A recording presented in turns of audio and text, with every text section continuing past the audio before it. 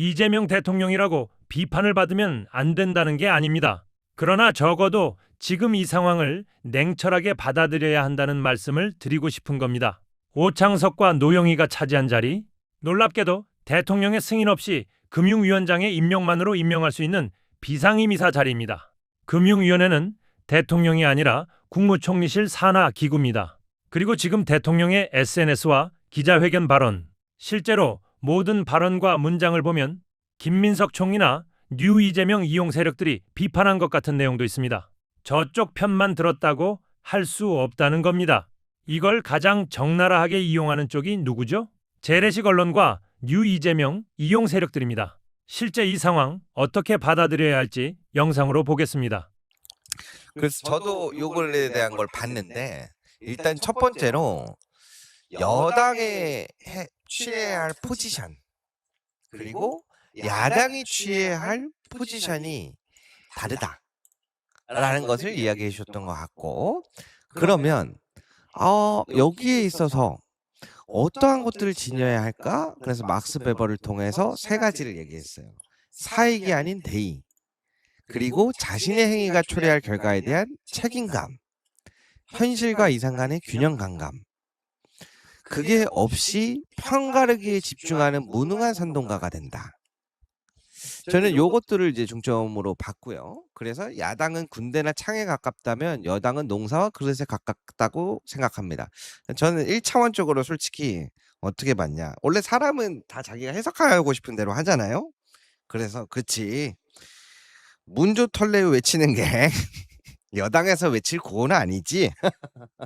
저는 약간 이렇게 해석하기도 했습니다. 그래서 제가 너무 보고 싶은 편에서만 봤나? 1초한 쪽으로 저 그 생각이 들어요. 아니 생각해봐요. 집권 여당이 민주정부가 됐는데 윤석열 때도 한 3-4년 내내 문재인 정부 때문이다라는 얘기를 했단 말이에요. 그런데 이재명 정부에 들어서서 집권 1년 차에도 문재인 정부를 얘기하고 있어요. 저 이거 대단히 이상하다고 봤어요. 그래서 그런 부분에서 그치. 왜냐면 이제 5,200만 국민의 마이크가 좀 울린다고 그래가지고. 네. 대통령으로서 해야 되는데 뭔가 지금 여당 정부에서 나오는 주 구호가 문조 털레오가 과연 국민의 삶에 있어서 중요한 구호인가? 오히려 야당의 구호를 외치고 있는 게 아닌가? 이러한 편가르기, 국민이 안 들어가 있는 편가르기에 대한 거는 이거는 선동에 가깝다라고 본 것 같아요. 그렇죠. 근데 그래서 이미 쟁취한 권력에 근거한 정책 결정과 집행의 결과가 국민의 삶에 직접적인 영향을 미치므로 집권 세력은 구호나 주장이 아닌 냉철한 균형 감각의 실행을 집중해야 합니다라고 하는 부분들이 여당의 열정은 우리 진영이 아니라 국민 전체를 향해야 합니다. 그래서 제가 이게 약간 그런 부분 아닌가? 라는 생각도 해보긴 했어요. 그런데 제가 또 다른 한편에서 보니까 다른 쪽에서는 뭐라고 얘기를 하냐? 정청래 잘 들었지? 그쪽은 어차피 이제 모든 방향성이 이제 정청래 대표로 이제 귀결이 되니까 그렇게 해석을 하더라고요. 방금 저희 둘과의 대화를 통해서 네. 이 글에 왜 다른 분들이 답답함을 느끼는지 네. 그거를 여실없이 보여줬다고 저는 생각합니다. 그렇죠. 네. 사실은 이제 이럴 때 필요한 거는 저도 이제 대문자 틱이기 때문에 항상 안 해도 될 말을 해가지고 좀 뭐 예전에 이제 만났던 친구들한테 많이 혼났던 경험이 많거든요. 이런 부분들이 참 보면서도 내가 이 3자 입장에서 보니까 이게 정말 이렇게 우라통이 터지는 일이었구나. 좀 명백하게 보여주는 것 같아요. 근데 뭐 대통령께서도 실질적으로는 대통령께서도 뭐 뭔가 지금 심상치 않은 분위기가 있으니 이런 글들을 연이어서 쓰는 것 같은데 맞는 말을 혼나게 말씀을 하신다, 그냥 저는 그렇게 생각을 하고 있어요. 네. 여자친구가 나 살찐 것 같잖아. 네, 그렇죠. 운동을 해야지. 그렇죠. 좀 쪘는데 막 약간 이런 느낌이지. 그렇죠. 너 되게 많이 쪘어. 그런 네. 표현을 하면 안 되듯이. 네, 그렇죠. 네. 자, 그럼 반대로 저한테 질문해 주세요. 어떻게 봤냐고. 살지 않냐고요? 아니요. 요 글을 어떻게 봤는지 이 글은 어떻게 보셨어요? 저는요. 제가 그냥 얘기하면 되는데 뭔가 네. 너무 이렇게 좀 굳어 계신 것 같아서 편하게 해 보려고. 네. 저는 여기서 조금 이 글 자체는 네. 좋아요, 글은. 네, 맞는 말이에요. 네, 네. 원론적이기도 하고 한편으로 그렇지 이제 대한민국 국민의 대통령으로서 당대표 때 했었던 멘트들을 그렇게 시원하게 할 수는 없겠다. 그러면 이제 반대로 요 이야기를 해보고 싶어요. 저는 어떻게 보냐면 사실 통합 또는 포용, 외연 확장 이번 선거나 앞으로 있을 선거에 있어서 봤던 것처럼 제가 항상 봤던 것 중에 뭐가 있냐면 호남 인구가 다 나와도 경상도 인구가 2배를 차지해요. 그렇죠. 그러한 약간 지역적인 이제 분포도가 인구 분포도를 무시할 수는 없겠더라고요. 그렇죠. 물론 그 지역에서도 민주당을 선택하고 국민을 선택하는 분들은 있겠습니다만 그러면 이 정치 지형의 유불리를 바꾸려면은 무언가 이러한 부분도 전략적으로 필요하겠다 생각도 들고 그리고 정치적인 전략적인 걸 떠나서도 민주당 사람도 국민의힘을 지지하는 사람도 또는 둘 다 지지하지 않고 다른 정당을 지지하는 분들도 다 대한민국 국민으로서 돼야 되는 건 맞다고 생각을 해요. 그냥 맞는 말이죠. 네. 그래서 아마 저희 방송을 시청하시는 분들도 마음속으로는 통합 자체를 싫어하는 분은 저는 없다고 봐요. 그렇죠. 국민 통합이라든지 지역 통합이라든지 세대 통합 이런 가치에 동의하지 않을 분은 없다고 봐요. 그렇죠. 그런데 분노하는 지점이 어디서 나왔느냐? 저는 누군가 그 통합이나 포용 외연 확장이라고 하는 사람들에서 데려온 사람들을 봤을 때 대표적으로 정치인이라겠죠? 그러면 왜 저 사람인가? 임명되고 또 데려오는 보수 인사들을 보겠죠. 그래서 어느 정도 데려오는 것도 이해가 가능할 거예요. 그렇죠. 국민의힘 쪽에 있었던 사람들을 영원히 데려오지 말라. 이게 아닐 거라고 봐요. 그렇죠. 그런데 저 사람이 괜찮은 사람일까? 이게 우리 이념과 맞고 안 맞고를 떠나서 그럼 저 사람을 데려왔을 때 우리가 보았을 때 저 사람을 대표자 주자로 내보내도 괜찮은 사람일까? 여러 가지 평가 속에서 위험할 것 같다는 생각이 드는 사람들이 후보들이 꽤 있는 것 같아요. 그렇죠. 그렇죠. 네, 예를 들어서 그렇죠. 이런 거죠. 공영방송에서 막 18조파는 욕하는 사람 대다 쓸 수 없잖아요. 그렇죠. 그럼 국민들이 어떻게 보겠어요? 저 방송사 미친 거 아니야? 그렇게 생각하겠죠. 그렇죠. 예를 들면 예시가 좀 나빴나요? 아니요. 떠오르는 좋아요, 게 없어서. 좋아요. 네. 그런 것처럼 우리가 보기에도 저 사람은 적합하지 않은 것 같아. 우리의 대표 주자로 내보내지 않는 게 나을 것 같아. 여러 가지의 관점에서. 그러한 부분에서 있어서 평가를 하는데 오히려 그러한 부분이나 네. 두 번째로는 이 사람이 오히려 여기에서 자리를 잡기 위해서 네. 인정받는 방식이 아니라 네. 기존에 있던 지지자들이나 정치인들을 공격하는 방향으로 가면서 본인들의 세를 확장시켜요. 그 모습을 보는데 정말 큰 문제는 그 사람들이 상징적으로 보상을 받는 것 같아. 그렇죠. 그렇다고 느껴져. 그 순간부터 저는 그게 통합이나 외연 확장이라고 안 느끼고 굉장히 굴욕적으로 느낄 확률이 높다고 생각해요. 네, 맞습니다. 그래서 저는 이 글에서 아마 많은 사람들이 기대했을 거라고 봐요. 통합은 필요하다. 그러나 통합이라는 이름으로 헌신한 사람을 모욕하거나 또는 그 사람을 공격하는 방식으로 가서는 안 된다. 라는 문구가 마지막에 한두 줄 있었으면 그렇죠. 아마 많은 사람들이 다행이다라고 느꼈을 거예요. 지금의 바라보고 있는 상황은 그런 거니까. 그래서 이 상황에 제가 보는 본질적은 왜 제가 이 글을 보면서 헷갈리고 모호할 수밖에 없느냐. 여기 이재명 대통령은 통합의 관점에서 이야기를 하고 그렇죠. 반대로 제가 바라보는 관점은 인정이라는 관점이에요. 그동안 같이 헌신해오고 싸워오고 민주주의를 지키기 위해서 노력했던 사람들을 이렇게 배척하는 게 맞느냐? 공격하는 게 맞느냐? 우리를 인정하기 싫어서 다 그 사람들은 지금까지 같이 왔던 사람들을 인정해주지 않고 새로운 사람을 받아들이는 게 맞느냐? 이 관점에서 보고 있다고 생각해요. 그래서 이 해석이 모호한 점이 서로 다른 질문과 대답이 지금 오고 가고 있는 거예요. 그렇죠. 저는 그래서 이걸 지금 분리해서 보고 있어요. 그래서 이게 지금 해석이 모호하다고 느껴지는 지점이라고 보고 그러면 이거에 대해서 저는 오히려 좋게 봐요. 좋게 보신다고요? 네. 네. 왜 그러냐면 사실 저도 보면서 이게 처음이 아니었던지라 그렇죠. 예. 기자회견도 허탈감과 그렇고. 예. 서운함과 화남의 교차가 복합적으로 몇 시간 내내 들었어요. 보면서 이거를 아마 우리 지지자분들은 수십 번을 읽고 반대로 너는 어떻게 보니? 서로 의견도 공유하고 물어보고 할 정도로 복합적인 감정이 들었을 거예요. 그런데 제가 이걸 보면서 국회 취재를 나가면서 항상 했었던 이야기가 있어요. 시청자분들한테. 제가 국회 취재한 내용을 얘기해 드리면 우리 시청자분들이 뭐라고 하시냐면 대우 씨 취재하라고 했더니 똥을 퍼면 어떻게 그랬거든요. 왜 그러냐? 실제로 우리 지지자분들과 국회와 분위기가 많이 항상 달랐어요. 대부분. 많이 다르죠. 예, 그 맞아요. 주기가 한 2주 정도 차이가 나더라고요. 오늘날 우리가 어떠한 사안에 대해서 분노를 하잖아요. 예. 그러면은 시민들이 이것 때문에 분노한다라고 하는 사실이 거기에서도 인지되는 데까지 시간이 걸리더라고요. 약간 여론조사 반영되는 시간이랑 비슷하네요. 2주면. 그렇죠. 그런데 제가 봤을 땐 이 글은 그 시작점을 알리는 글이라고 생각을 해요. 그래서 제가 이어서 보는 다음 단계는 뭐가 있냐면 왜 조국혁신당이 지난 선거 때 네. 쇄빙선으로서의 역할을 하겠다 그랬잖아요. 네. 저는 그 문구가 굉장히 마음에 들었거든요. 네. 그러면 왜 쇄빙선이라고 했을까요?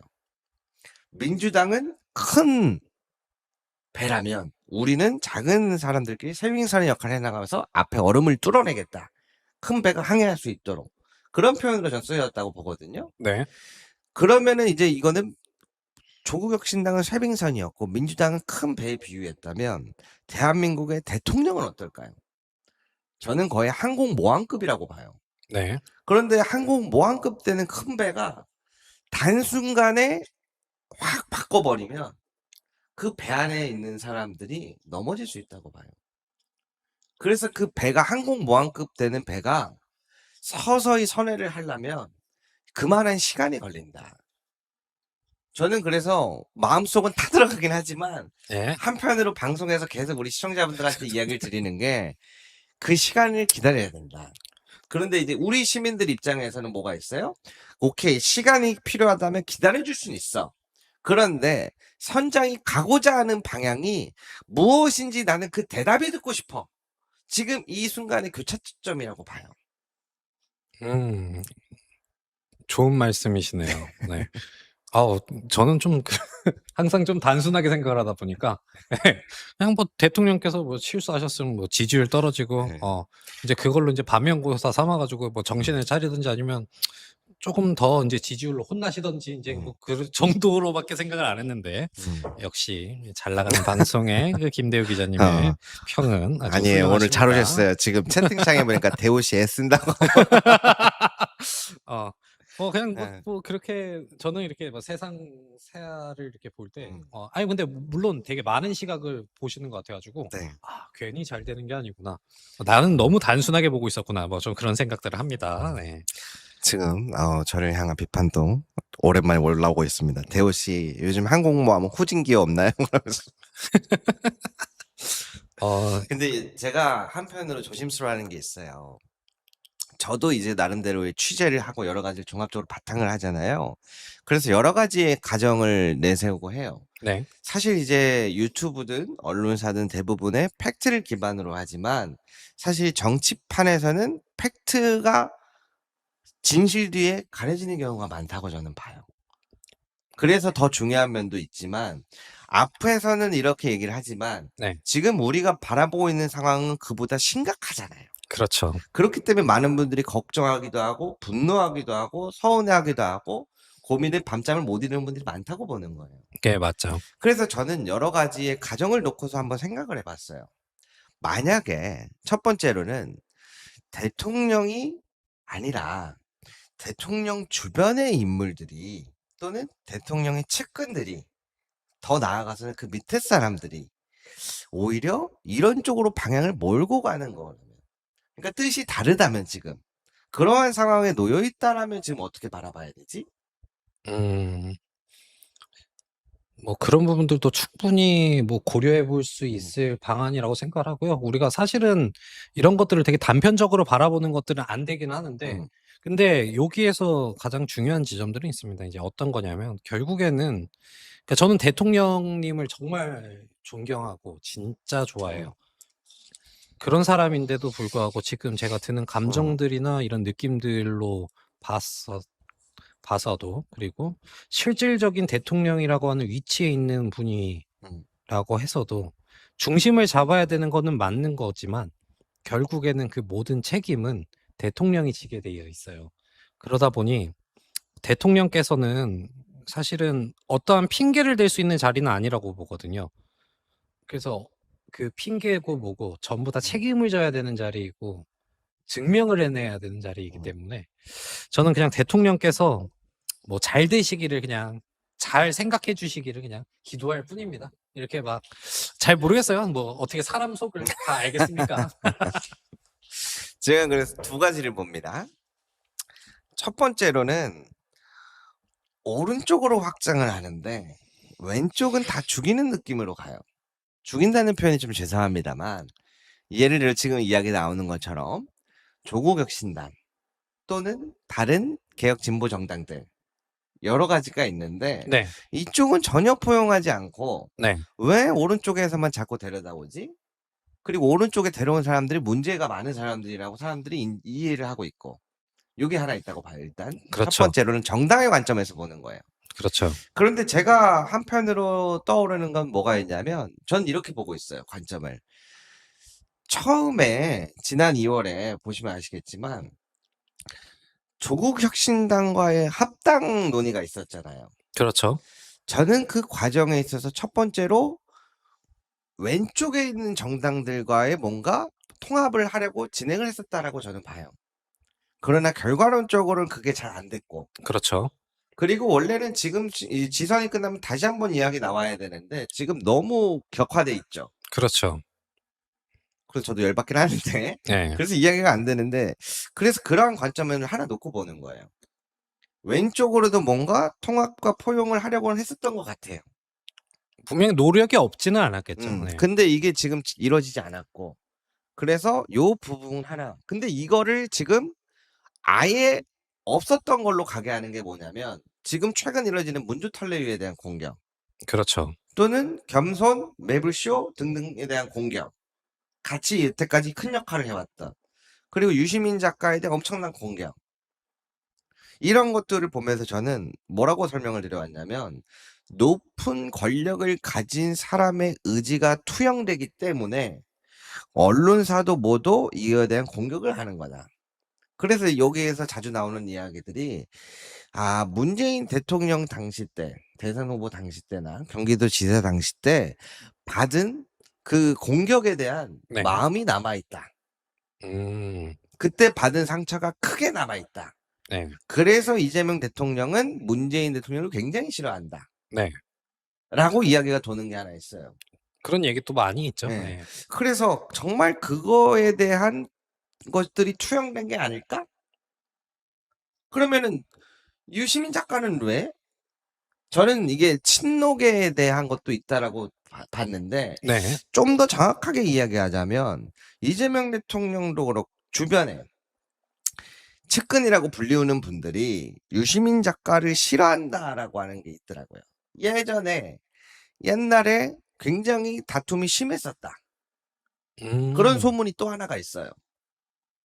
그러다 보니까 주변에서 그러한 것들이 계속 이야기가 나오니까 저기 뭐야 대통령이나 청와대에서나 싫어해 되게 싫어해라고 하니까 그거를 누군가 들은 거죠.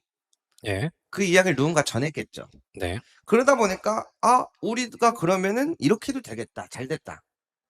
그러니까 나와서 한마디씩 하고 반대로 그 사람한테 호의적으로 얘기하면은 매블쇼 최욱 MC가 왜 이쪽으로 편을 들어주지? 이런 것들이 작용했다고 저는 봐요. 그래서 저는 그러한 것들이 높은 권력의 의지의 투영이라고 보는데 김민석 총리가 네. 김현 의원이랑 문자한 거 중에 뭐 강남 책팔이라고 했나요? 뭐라고 했나요? 강남 지식인. 지식인이라고 얘기했잖아요. 네. 저는 그게 오히려 입증을 해줬다고 봐요. 그러니까 사람들이 정말 그런 소문을 사실로 믿게끔 된 경위가 아닐까? 그래서 저는 그게 실수인지 의도적인지는 모르겠지만 대단히 잘못되었다. 예. 특히나 우리 안에서는 그렇게 볼 수 있지만 정치구도학적으로 볼 수 있지만 국민들은 절대 그렇게 보지 않을 것이다. 그렇죠. 얘네들 정권 잡으니까 하는 게 지들끼리 저러고 있다라고 볼 것이다. 아마 자리 나눠먹기로 네. 볼 겁니다. 그래서 예. 제가 그걸 비판을 엄청 세게 했던 건데 그래서 제가 두 가지를 놓고 봐요. 첫 번째로는 저는 아니라고 생각하는 게 좀 커요. 그러니까 뭐가 아니라는 거죠? 이재명 대통령이 네. 정말로 문재인 대통령이나 정권에 대해서 일부 상처를 받은 마음은 있을 거라고 생각을 해요. 네, 뭐 그건 사람 마음이니까 알 네. 수는 없지만 예. 그런데 제가 지금까지 지켜봤을 때에는 네. 그거보다는 지금의 메시지도 뭐예요? 5,200만의 국민의 삶이 달려있다라고 이야기를 계속해서 반복해서 하시거든요. 네. 더 앞으로 나아가기 위해서 좀 더 신경을 많이 쓰는 분이라고 저는 생각을 해요. 네. 그래서 상처는 있지만 그렇게 속 좁은 사람은 아니다. 대한민국 대통령이 됐으니까 국민을 위해서 나아가려고 좀 더 신경을 쓰시는 분이지 내가 정권 잡았으니까 그동안의 복수나 안갚음을 하려고 하는 그런 사람이 아니다라고 저는 생각을 해요. 네. 그런데 뭔가 마음의 상처가 있을 수는 있다고 생각해요. 네. 그러면 이걸 누군가 알겠죠. 예. 그럼 뭐라 그래요? 나 저 사람 싫어. 공격하고 싶어. 그러니까 야 대통령이 원래 저 사람에 대한 마음의 안갚음이 있어. 라고 하면 어떻게 되겠어요? 그렇죠. 싸움이 나죠. 인제 그거를 기점으로 해서 인제 욕하는 사람들도 등장을 할 거고 분명히. 그렇죠. 네. 그래서 저는 이게 지금 굉장히 잘못 돌아가고 있다라고 보는 게 그렇게 시작되는 게 아닐까? 그 관점에서 하나 보고 나중에 공소 취소 관련해서 따로 이야기를 또 한번 할 텐데 그 관점에서 또 하나 보고 있어요. 그리고 두 번째. 이번에 가정을 바꿔보는 거예요. 맞다고 쳐요. 맞다고 쳐요. 네. 불만이 있을 수도 있죠. 네. 혹 개인적인 감정이 있을 수도 있죠. 국정은 개인적인 감정으로 하면 안 되겠지만. 예. 그러면은 나는 그게 맞다고 가정을 하면 나는 앞으로 어떻게 할 것인가. 그 고민을 해보는 거예요. 그러면 속마음은 이렇죠. 아니 대한민국 대통령을 만들어줘서 국정을 잘 끌어줘서 진짜 우리가 기대한 만큼 해달라 그랬지. 그 개인의 감정을 가지고 그렇게 하라고 했습니까? 이건 저희 속마음이죠. 네. 그런데 다른 한편으로는 그러면 어떻게 내가 비토하고 실망하고 이대로 포기할 것인가? 전 아니라고 봐요. 그렇죠. 그게 거기서 그럼 우리는 여기서 멈춰야 될 것인가? 근데 제가 이제 떠올렸던 게 예. 이거보다 훨씬 더 안 좋은 상황에서도 민주주의를 더 나은 세상을 만들겠다고 앞서가셨던 분들이 계셔요. 그분들은 포기하고 싶었던 순간이 없었을까요? 당연히 있었겠죠. 네. 서운하거나 짜증나거나 그만두고 싶었던 날이 없었을까요? 있었을 거라고 봐요. 그래서 저는 그게 사실이든 아니든을 떠나서 지금의 상황에 있어서 가야 된다고 생각하는 방향이 있으면 좀 더 계속해서 소통하고 전달하고 예. 대통령님 또는 그분에 계신 고위 관계자분들 저희는 이 방향에 대해서는 굉장히 이러한 점은 이렇게 바뀌어서 가야 되지 않을까 싶습니다. 네. 라고 끊임없이 이야기해야 된다고 봐요. 네. 근데 그게 너무 서로 간에 상호 간에 존중 있는 대화로 하지 않으면 야 이 자식아 내가 너 그러려고 뽑아줬어? 그렇게 가면 어떻게 돼 서로? 그렇죠. 그 싸움밖에 안 메시지가 나죠. 네. 그렇죠. 안 맞겠죠? 그래서 그러한 여러 가지를 놓고 보고 있습니다. 네. 너무 길었나요? 네. 아주 좋은 시각이죠. 네. 좋은 시각으로 이렇게 말씀을 하시는 거고 이게 사실은 어떻게 보면은 이제 대호 기자님이 분열이나 이런 것들을 정말 너무 우려를 많이 하시는 네. 분이기 때문에 이렇게 말씀을 해 주신다라고 저는 생각을 해요. 근데 뭐 어쩌겠습니까? 현상에 대해서는 부정을 하지 말고 우리가 저는 대통령님을 너무 좋아하다 보니까 대통령님께서 하신 말씀을 항상 좀 자주 인용을 합니다. 대통령께서 그 정치인을 도구로 이용하시라고 했잖아요. 예, 원래 뭐 혹시 망치질 해보셨을까요? 망치질이요? 망치 해보셨죠? 군대에 있을 때 봤죠. 네, 해봤죠. 그러면 이 장도리를 이렇게 막 치다가 장도리가 헐거워지면 어떻게 합니까? 거기다 못을 때려 박죠. 뭐든 때려 박으면은 아무튼 해결이 된다. 예. 아니 뭐 예. 정치인은 도구인데. 죄송합니다. 제가 네. 처음으로 대호 씨 말 좀 줄이라는 말을 처음 들어봤어요. 저의 실력이 네. 들통나는 순간인 것 같습니다. 죄송합니다. 그래서 저는 간결하게 네. 있는 현상을 네. 굳이 외면하지 말고 있는 그대로 바라보되 네. 해야 될 비판은 하면서 네. 단 서로 존중하면서 예. 그런 방향으로 가야 한다. 네. 그렇죠, 그렇죠. 예, 맞습니다. 예. 자, 제가 여태까지 방송을 보통 매일 밤 12시에 진행할 때 네. 혼자 2시간에서 3시간을 떠들거든요. 그렇죠. 그래서 이제 어떨 때는 대호 씨 물 좀 그만 마시라고 할 때도 있고 막 여러 네. 가지가 나오기도 하는데 네. 제가 그럴 때마다 죄송하거든요. 저의 미숙함에. 네. 근데 오늘 디디님을 모셔보니까 네. 그게 더 드러나는 순간인 것 같습니다. 죄송합니다. 아니요. 너무 훌륭한 말씀을 해 주셔 가지고 네.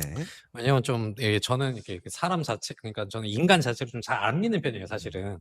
사람 자체에 대해서도 되게 안 믿고 그러다 보니까 사람을 볼 때도 최대한 부정적인 시각으로 봅니다. 사실은 어떠한 시각으로 봤을 때도 이 사람이 무슨 탐욕을 가지고 있는가, 무엇을 가지고 있는가 좀 그런 식으로 보거든요. 근데 뭐 새로운 어떤 시각으로 좀 볼 수 있는 좀 그런 기준인 것 같아요. 그러다 보니까 저는 항상 그런 식으로 좀 부정적으로 보니까 제 방송은 항상 조롱과 비난과 그런 걸로 이제 쳐져 있는데 아주 따뜻한 말씀으로 아니 저도 어제까지 비슷했어요. 근데 어제 시청자분들한테 제가 얘기했던 게 네. 오늘부터는 네. 제가 방송 방향에 대해서 좀 여러 가지 생각해 봐야 되겠다. 네. 나의 서운함과 짜증남, 막 불안감, 막 이런 것들을 토하는 것도 좋은데 네. 그것이 지금의 상황을 더 나았게끔 만드는 데 도움이 될까라는 부분은 여러 가지 좀 생각이 든다 그랬거든요. 네. 근데 사실 저도 오늘 딱 이 글을 보면서 이게 뭐야? 그랬거든요. 그래서 나름대로 고심했던 겁니다. 자, 네. 그럼 이제 마지막 이야기로 넘어가 보죠. 네. 앞으로 이제 전당대회가 8월 17일 날 네. 이루어집니다. 우리 디디님이 보시기에는 이번 전당대회에서 어떤 것을 좀 주로 보십니까? 뭐 후보가 될 수도 있고 아니면은 나는 이런 방향을 조금 갔으면 좋겠다 하는 그런 지향점이 될 수도 있고. 일단 그냥 기본적으로 저는 언제나 민주당이나 아니면 어떤 정치인들을 바라봤을 때 그냥 기준점은 딱 하나예요. 무조건 개혁입니다. 왜냐면 이게 뭐 전당대회 그리고 지금 우리가 정권을 가졌기 때문에 그 개혁이라는 거에 대해서 얘기하는 게 아니라 항상 민주당에서 승리를 했었던 그 기억들을 봤을 때는 개혁을 얘기했을 때 승리를 했거든요. 근데 우리가 사실은 이번 지방선거도 분명히 승리를 하기는 했는데 이걸로 인해서 뭔가 승리 DNA가 좀 깎여나가는 그런 느낌을 좀 많이 받았어요. 우리는 개혁으로 네. 승리의 DNA를 얻었는데. 네, 그렇죠. 그래서 좀 그런 부분들이 실질적으로 있어가지고 이번 전당대회는 조금 더 강한 개혁 드라이브를 좀 추진할 수 있는 그런 분들이 뭐 실질적으로 어떻게 보면 좀 속된 말로 정부에 꼬라 박을 수도 있는 그런 사람이 사실 좀 필요한 시점이지 않을까? 그래야 사실은 대통령께서도 저는 그냥 이건 저희 개인적인 생각인데 그런 좀 개혁에 대해서 당이 오히려 엄청나게 강한 드라이브를 걸는 당이 됐을 때 오히려 대통령께서 좀 진정해. 딜레이. 이렇게 하는 게 오히려 가장 맞는 모습이지 않을까라고 생각해서 그런 당대표가 좋지 않을까 생각을 합니다. 네. 오히려 정당은 개혁적으로 세게 나가고 그렇죠.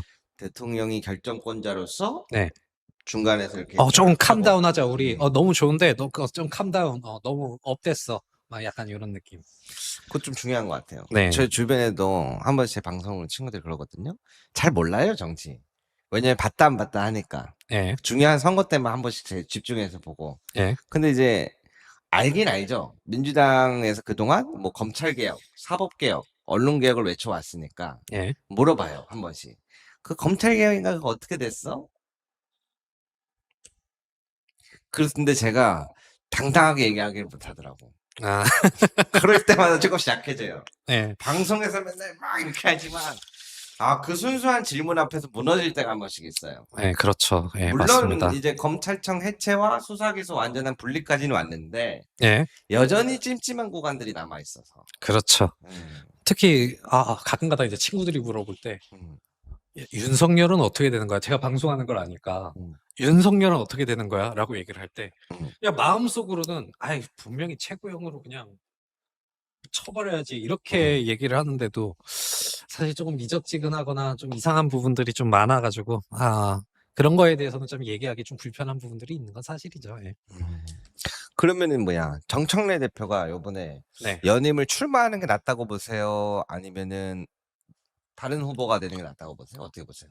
일단은 정청래 대표가 연임을 출마하는 것도 충분히 괜찮다라고 생각을 하고요.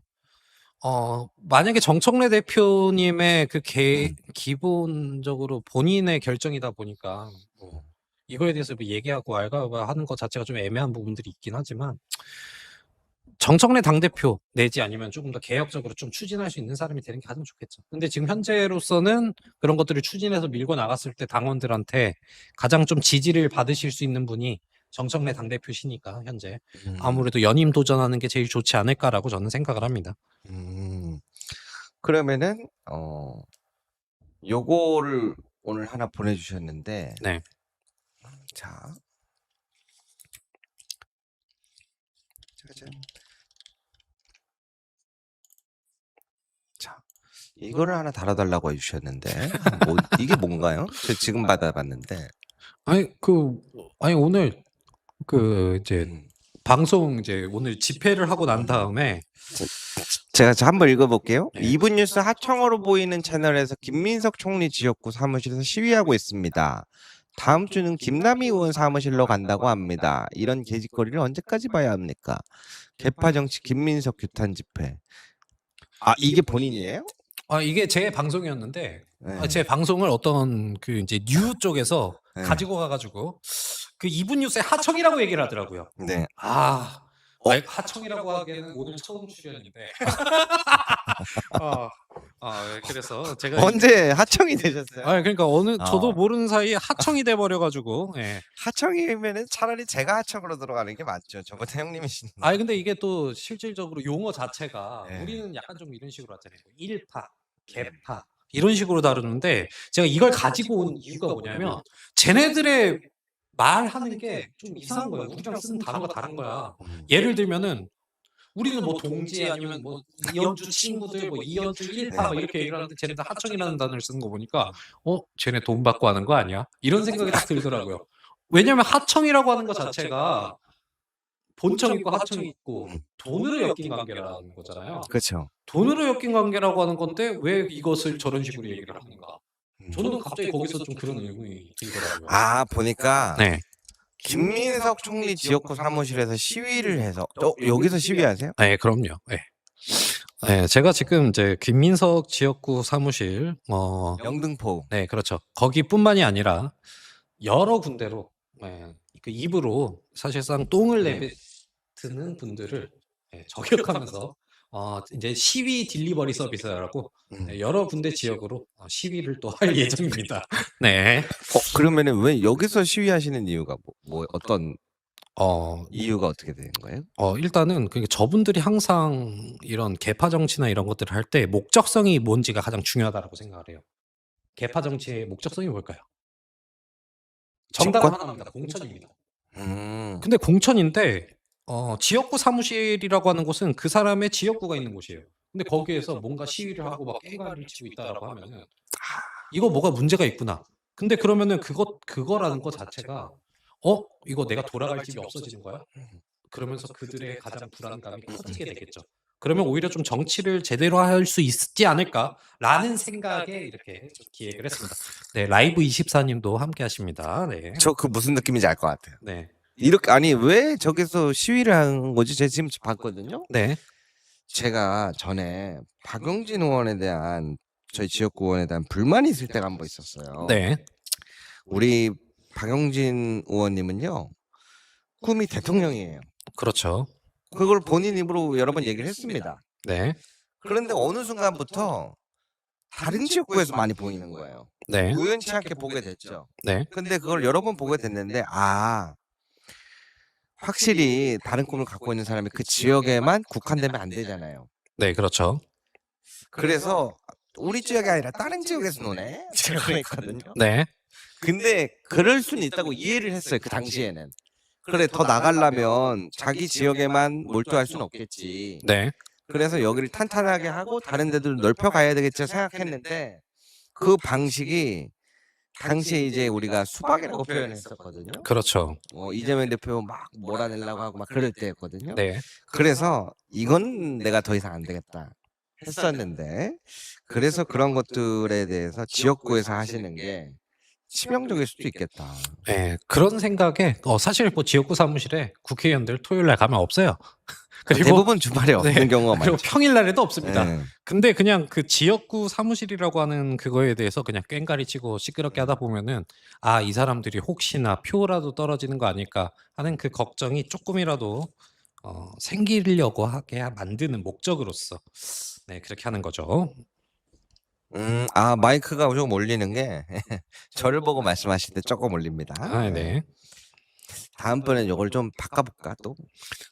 이거를 아니 약간 저는 솔직하게 네. 서로 이렇게 그냥 편하게 대화하면서 노는 것처럼 방송을 하고 싶었는데 네.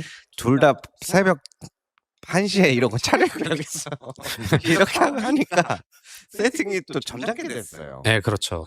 약간 그 뭐라고 해야 될까요? 그 전형적인 그 시사 프로그램. 네. 약간 저도 처음에 생각하고 왔을 때는 약간 좀 팟캐스트 분위기로 약간 좀 이렇게. 그래서 고개를 돌려서 얘기하면 일로 들어와서 울리는 겁니다. 네, 그렇습니다. 네. 그런 느낌이 다음번에 있고요. 조금 환경을 좀 여러 가지 고려해 보겠습니다. 네. 그래서 다른 방송 박시영 TV 가면은 네. 여기 가운데 마이크가 하나 더 있다요. 아. 그래서 아니 사람과 사람 사이에 마이크는 왜 있지? 제가 그랬는데 네. 얘기하다 보면 자연스럽게 서로 보고 싶잖아요. 네, 그렇죠. 그럴 때 필요한가 봐요. 그래서 이게 그 사람이 이제 말하다 보면 이제 제가 채팅창을 보니까 카메라를 보고 말하세요라고 하는 댓글이 많은데 아무래도 저도 다른 방송을 출연하지 않고 혼자서 방송을 하다 보니까 저는 이런 그 환경에 대해서 이렇게 잘 적응을 못하고 있어가지고 대호 기자님이 말씀하실 때마다 그냥 인간적인 습관을 이렇게 돌리게 됩니다. 그렇죠, 그렇죠. 원래 우리가 그렇잖아요. 네, 사람과 그렇죠, 그렇죠. 대화, 눈을 마주보고 대화하잖아요. 네, 그렇죠. 이게 방송하다 보면 그렇게 됩니다. 네, 원래 평상시는 눈을 마주고 대화하는데 네, 방송은 카메라를 보고 얘기를 해야 돼요. 네, 그렇죠. 네, 예, 그런 그게 부분들이 지금 네. 사람다움이 지금 묻어나는 거예요. 네, 우리. 그렇죠. 이게 인간다움 아니겠습니다. 여러분들 휴머니즘이 넘치는 2분 뉴스 김대호 기자님. 마이크 올려서 죄송합니다 한마디면 되는데 네. 죄송합니다. 제가 좀 비겁했습니다. 자 그러면 이제 마무리를 슬슬 해야 되는데 우리 디디 씨 안 더워요? 좀 더우십니까? 아니요, 지금은 괜찮은 것 같아요. 그렇죠. 네. 제가 오늘 그래서 특별히 처음으로 3년 만에 선풍기를 2대를 가져왔어요. 네. 괜찮죠? 네, 아주 시원합니다. 게다가 아까 전에 그 방송 중간에 쏟은 커피가 아! 사실상 이제 냉각제 작용을 해가지고 약간 순행식 컴퓨터처럼 지금 몸이 제대로 씻고 있다는 거. 원래 이게 이거를 다 덮고 있으면은요, 이 땀이 납니다. 가슴에 땀띠가 생기는데 오늘은 조금 시원하게 방송을 하고 있습니다. 오늘 이 시작하기 30분 전부터 선풍기 2대를 최강으로 틀어놓고 조금 온도 관리를 좀 해놨습니다. 자, 그러면 이제 우리 저 마무리를 잘해야 돼, 디디님. 네. 그 아시죠? 뭐가 있냐면 그러면 결국에 오늘 하고 싶은 이야기가 뭐냐? 네. 내가 봤을 때 나 이거 마음에 안 들어요. 이건 좀 아닌 것 같아요. 아무리 생각해도 이건 조금 바뀌었으면 좋겠어요. 하는 점이 뭐예요? 정부에 대해서요? 정부가 됐든 정치가 됐든 이재명 대통령한테 드리고 싶은 말씀이든. 저는 일단은 그런 말씀을 드리고 싶습니다. 뭐냐면 지금 이제 뭐 뉴이재명이나 이런 현상에 대해서 확대 해석하지 말자. 그런 말씀을 드리고 싶은 이유가 뭐냐면 실질적으로 제가 되게 조사를 많이 했었던 내용들이 있었어요. 근데 여러분들 좀 뭐 보신 분들도 있으실 수 있겠지만 김민석 의원의 아이디가 뉴민석입니다. SNS 아이디가? 네, SNS 아이디가 뉴민석입니다. 지금 이제 이걸 자료로서 먼저 드렸어야 되는데 그거를 안 드려가지고 제가 말로 좀 풀어가야 되는데 아이디가 뉴민석이에요. 뉴민석 2030이라는 아이디를 가지고 있습니다. 그런데 그 뉴민석 2030이라는 아이디를 제가 오랜 기간 좀 추적을 해봤어요. 근데 이 뉴민석 2030이라는 아이디를 김민석 총리께서는 실질적으로 2019년도부터 사용을 하셨더라고요. 이제 확인이 된 바로는 2019년도부터 유민석이라는 아이디를 사용을 했는데 그래서 이거 너무나 이상하다. 그래서 이건 뭔가 본인을 브랜딩하기 위함이 아닐까라는 생각을 해서 김민석 의원에 대해서 좀 많이 찾아봤어요. 좀 많이 찾아보니까 오히려 김민석 의원은 이미 1992년도에 썼던 저서에서부터 새로운, 새, 뉴 이런 단어들을 정말 많이 썼었더라고요. 네.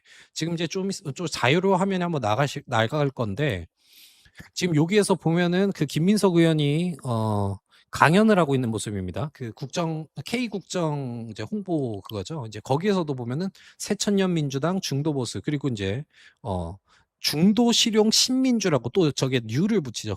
그리고 저기에 내란 국복 후에 뉴 노멀이라는 단어까지 또 씁니다. 예, 실제로 그래요.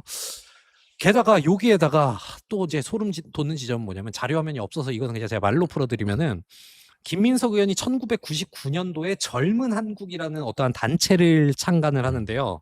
네, 젊은 한국. 거기에도 이제 뉴라는 단어가 또 들어갑니다. 네. 근데 그 젊은 한국이라는 그것을 실제로 이번 정책에다가도 이번 정부의 어떤 행사 기획에도 똑같은 젊은 한국이라는 그런 것들을 써요.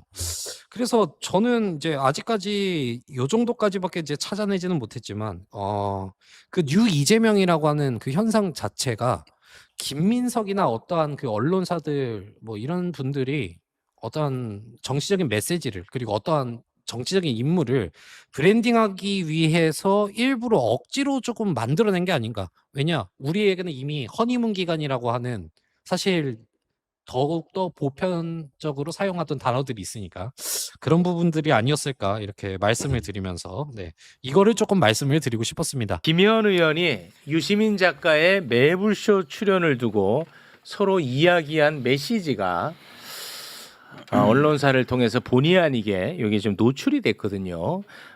텔레그램 잠깐 좀 띄워주시고 우리 기자님이 좀 텔레그램 소개 좀 해줄 수 있을까요? 네, 김민석 총리가 더불어민주당 김현 의원과의 텔레그램 대화 메시지에서 유시민 작가에 대해서 유명세, TV 출연 즐기는 강남 지식인 이렇게 말한 내용이 언론사 카메라에 좀 포착이 됐습니다. 네, 이거 이제 공개되고 김민석 총리가 또 사과의 글을 올렸거든요. 네. 그것까지만 소개 부탁드립니다. 사적 대화 노출에 불편을 느끼신 국민 여러분께 죄송하다는 말씀을 올린다라고 얘기를 했고요.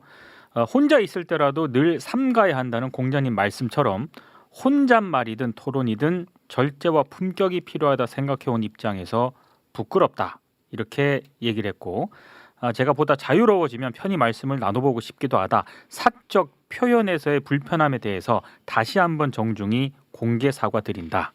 이렇게 사과를 했습니다. 네, 이거는 뭐 그 대체로 맞는 말이던데.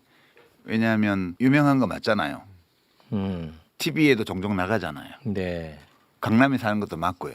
지식인도 지식인이라고 하니까 지식인은 영광스러운 네. 거 아니에요? 맞고. 네 가지 정보가 들어 있는데 네 가지가 다 사실에 부합하는 정보예요. 그렇죠? 네. 예. 그리고 뭐 그것이 어떤 뉘앙스냐를 가지고 뭐 또 말하기도 하던데 어떤 뉘앙스면 어때요?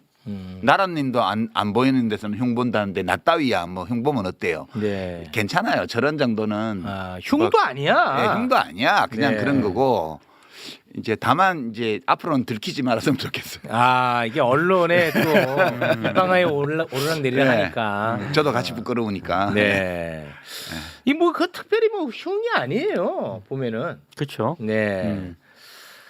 이제 제가 조금 다른 부분이 있는데 제 주변에 진짜 이번에 이재명 정부에 관심이 많아서 새로 이제 정치에 관심을 가진 동생들이 많아요. 그 유이재명입니다. 네. 네. 특히 매블쇼 최욱 선생 되게 좋아해요. 오, 야 유이재명이 중심입니다, 제가. 그래서 질문도 꼭 해달라고 받았거든요. 네.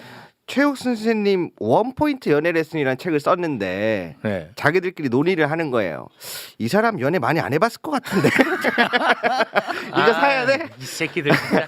그러니까 그만큼 순수한 친구들이 많은데 아. 요거를 봤나 봐요. 근데 이번 편에 네, 이번에 봤는데 얼마 전에 이제 이해찬 선생님 장례식장이 뉴스에서 크게 보도가 됐지 않습니까? 네. 그래서 친한데 뭔가 상황을 보니까 왜 이렇게 하냐 국무총리가 돼서 그래서 이러한 부분들이 우리 안에서는 이제 여러 가지 복합적인 상황들이 이해가 되지만 네. 정말 약간 중도층 성향에서 봤을 때는 국무총리 자리직에 있다 보니까 이런 것들이 조금 올바르게 보이지 않는 부분들이 있다. 이거는 개인의 평가가 아니라 이재명 정부의 평가와도 연결될 수 있어서 그런 점들을 꼭 알아주셨으면 좋겠다. 네. 말씀드려봅니다. 근데 뭐 두 분이 뭐 갈등하고 뭐 반목하는 관계가 아닙니다. 제가 정치하는 분하고 국무총리하고 왜 밥 뭐 먹게요? 그럴 이유가 없고. 저는 그냥 글 써서 먹고 살면서 가끔 비평하러 나오는 놈인데 네.